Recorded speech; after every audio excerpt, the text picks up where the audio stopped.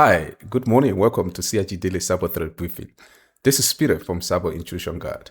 Every day we break down two of the top cybersecurity news. We explain why they matter to your industry or organization, and as a value proposition, we highlight practical steps that you should be taking right now to reduce your risk. Let's jump into today's top stories. The first story for today concerns a critical vulnerability discovered in Gitea. Now, Gitea is a self-hosted development platform that is used to develop and host source code. Now, this vulnerability is tracked as CVE 2026-59774 and has a severity score of 9.8. So, according to this report, an unauthenticated attacker could exploit this vulnerability by sending a specially crafted request to an affected Gitea instance. And as a result of that request, the server will return files that should only be accessible from a legitimate Gitea account. So why is this vulnerability serious? Well, those files that could be returned by the server could be things like configuration files, which we know contains usernames and passwords, or internal tokens, database credentials, and even OAuth secrets. So although this vulnerability is primarily a file read vulnerability and it's not anything crazy like a direct remote code execution that could give direct access to the server. But here is the kicker though, valid stolen credentials could potentially help an attacker progress to a more serious compromise. The version of Gitea that is affected by this vulnerability is Gitea version 1.22 up to version 1.27. So what does this story mean to you or your organization? Well, let's turn this headline into two practical actions that we should be taking right now. So first, if you are running or hosting an instance of Gitea between version 1.22 to 1.27, you should definitely be patching right now. You should be upgrading to a version that is much more secure.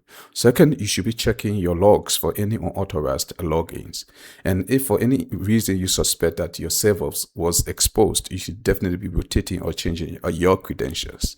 So the key takeaway for this story is that informational disclosure vulnerability, like we just saw, should never ever be underestimated. Access to the right file, access to the right configuration files that contains valid credentials could provide the building blocks that the attacker need to complete a full system compromise. Our next story concerns Kali365, which is a phishing as a service kit that is used to target Microsoft 365 account. Now, phishing as a service is where cyber criminals go out to rent an already made infrastructure, an already made phishing infrastructure or phishing toolkit. So instead of creating the fake phishing emails or hosting the fake phishing website themselves, they go out and pay for those services from other cyber criminals who already have the infrastructure up and running.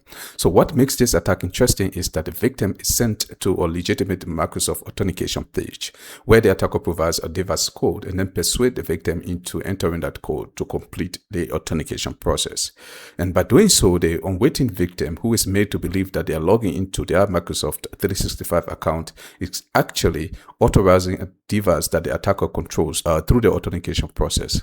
And when that happens, the attacker is able to obtain the OAuth access tokens. And with this access token, all that is left is just to refresh the page for the attacker to have full access to the victim account, including services like Microsoft Outlook, Microsoft Teams, OneDrive, and even Microsoft SharePoint. And once that happens, it's completely downhill for the organization because the organization now is open to things like data theft, business email compromise, ransomware deployment, payment fraud, and further phishing attacks from the already compromised account.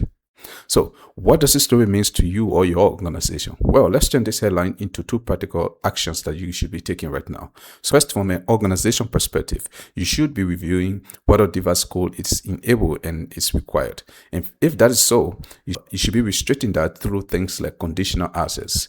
And a bit of user awareness is required here. You should be conducting user awareness training to teach your employees never to enter device code unless and if only they personally initiated the login. So the key takeaway for this story is that multi-factor authentication, MFA, is not technically broken here. What we are seeing is attackers are manipulating victims into completing the authentication process on behalf of the attacker. At CyberIntrusionGuard, our mission is very simple. We just want companies to get on with their lives without being afraid of cybersecurity incidents. If you find this episode valuable, please consider following us for more cybersecurity updates. And also, don't forget to share this with somebody responsible for protecting your organization. Stay informed, stay secure, and I'll see you in the next episode.